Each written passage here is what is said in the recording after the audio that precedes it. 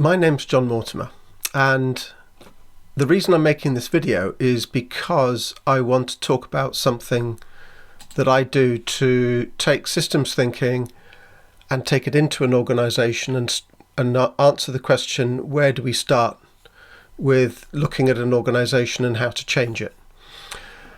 This is the way that I do it. And this comes from a guy called John Seddon who developed this approach. And the approach is based on systems thinking, and it's about redesigning services from a completely different perspective to how we design them now. So this is really about designing them around the customer. And I know that we all say that we do that, but this may well be different to how you do it. And this is just another way of doing it. But in particular, it takes systems thinking principles and uses those. So where do we start? We start by looking at an organization from the perspective of outside the organization, outside in.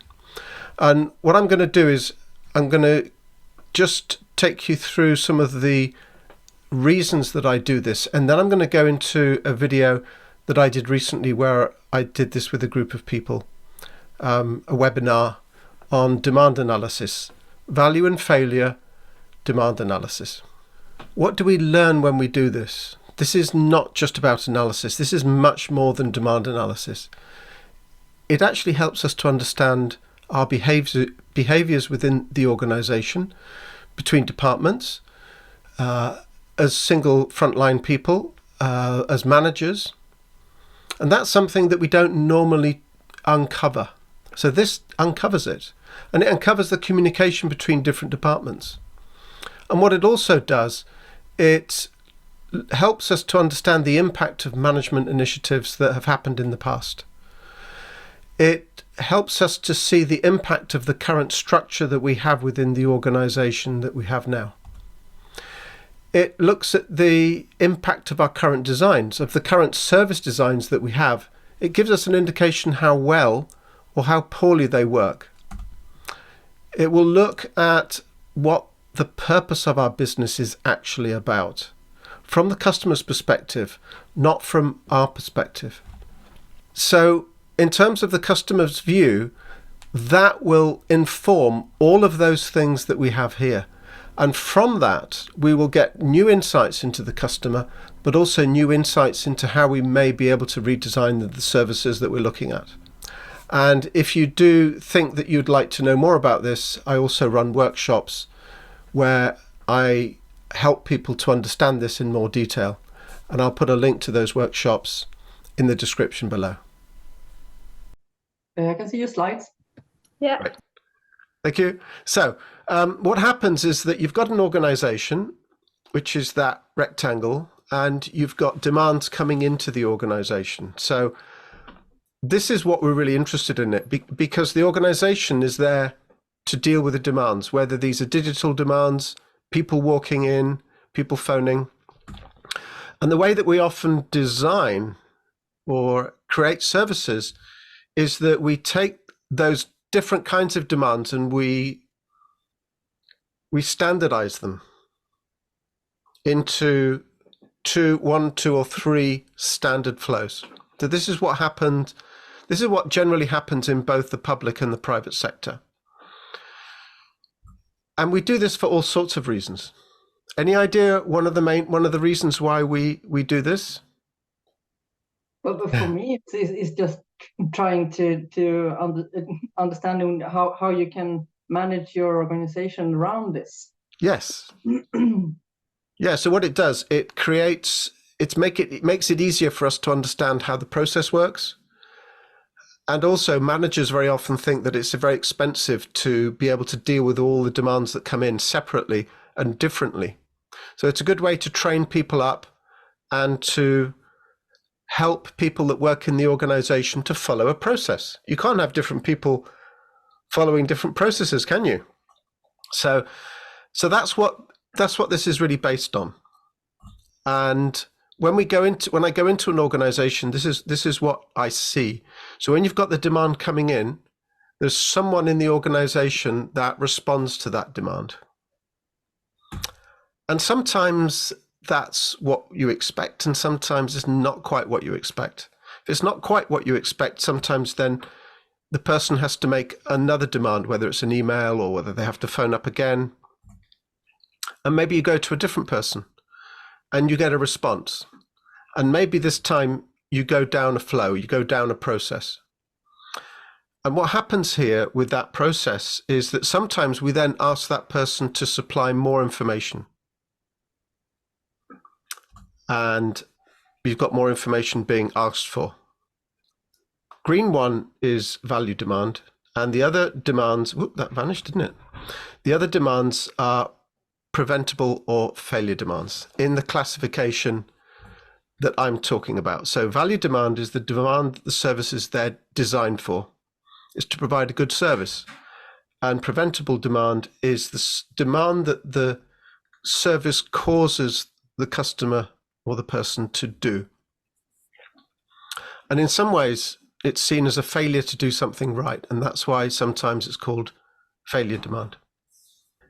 I do that by listening to the calls that come in and actually trying to talk to the people that put their demand in. So I'm interested in what kind of demand have you come for and what matters to you? And what matters is really important. And I'm thinking in my head, what's the value that this organization or service will provide you? It could be that you might want a new phone. Okay, you want a new phone. What are the features? But what matters to you? And I look for our response. I look at how appropriate the response is to that person, to that demand. And that response drives satisfaction. So if you're in the private sector, that's about giving good service. If you're in the public sector, that's more to do with, are you helping that person achieve what they've come in for? And the other thing is, this is the start of the flow of work. So the flow of work that happens in a service is normally behind this. So this is the beginning, and we can't really improve the flow or redesign the flow without understanding this first. Or if you do try and redefine the flow, then we get into trouble. Let's just look through some demands, typical demands. This is from public sector, local government. I've paid my rent. Why have you sent me a reminder? So is that value or is it preventative or failure demand? When is my bin going to be emptied? So in normal places, your bin is emptied once a week, twice a week, or once every 2 weeks. What is that demand? Well, that's the value, I think. Or perhaps it could be a failure as well, but it's just if it just works, you might not wonder. And that's a good trick question, because actually, when I'm talking about this with my team, they'll then say, well, hang on a minute, on the website, it tells people what the days are. Because here in my home, it's every Tuesday morning. So what you need to know is, why is someone phoning up? So it depends. The first one is preventable. The second one, usually the people I'm working with will say, oh, that's preventable, it's on the website. So what I never do, I never argue with them. I put down what they think it is. And when we listen to demand later, they might change their mind. I want to change my appointment time with you. So they've asked someone to come in and fix something in their house, and they've agreed that it's going to be at 2:00 on Wednesday, but they have a doctor's appointment now and they have to change the appointment. Is that value or failure demand? I'd say it's value, but again. Yeah, because this is driven by the customer. The customer wants that to happen. So normally we'd classify that as value demand. Can I speak to my housing advisor? So can I speak to my landlord? Well, it depends what they want to talk about. This is the problem. We don't know what the demand is. So very often you'll go into a contact center and they will say, oh, can I speak to?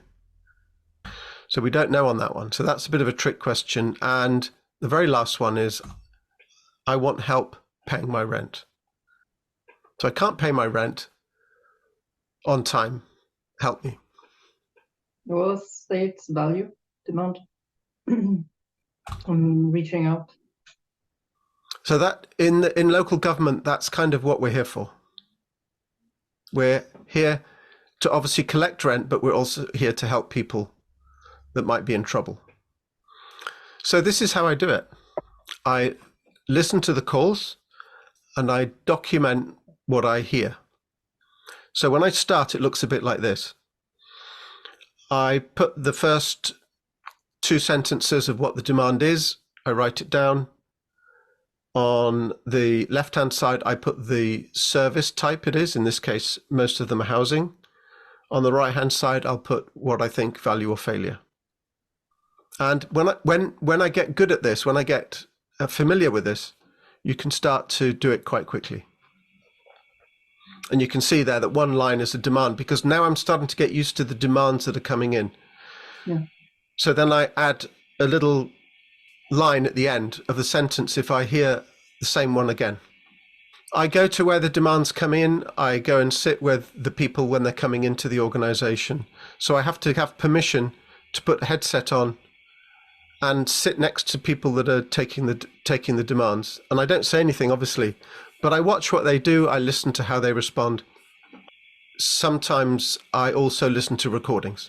So very often the calls are being recorded and I can listen to those things, but then I can't talk to the person, the officer or the employee when I'm listening to the recording. Why do we do this? Well, this is what I'm looking for. So at the end of a period of time, I'm able to summarize the demands. On the left-hand side, you have value demands. On the right-hand side, I've got preventable demands. Why is this helpful? The failure demand is 63%. When I show that to the manager or the service manager, I talk to them about the failure demand and I say, so what do you think about that? And they go, it's too high. What are we doing? So it starts to get them into a discussion about what's going on in their organization. Because if we designed a perfect service, what would failure demand be? 0. Exactly. So I asked the manager that exact question.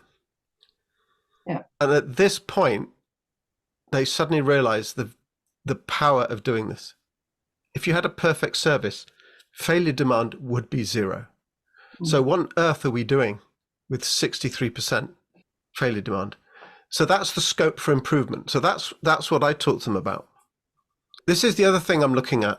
I'm starting to look at the difference between the customer service part of the organization and the back office. So very often what customer services are meant to be doing is resolving the demand, but they can't always resolve the demand. Sometimes they have to pass it on to the back office. Sometimes that happens. I start to look at that interaction. I start to follow what happens when they do that. But if you're a clever customer and you've done this before, maybe you have the phone number of the person that can help you directly. I'm sure you know that. So sometimes people go directly to the back office.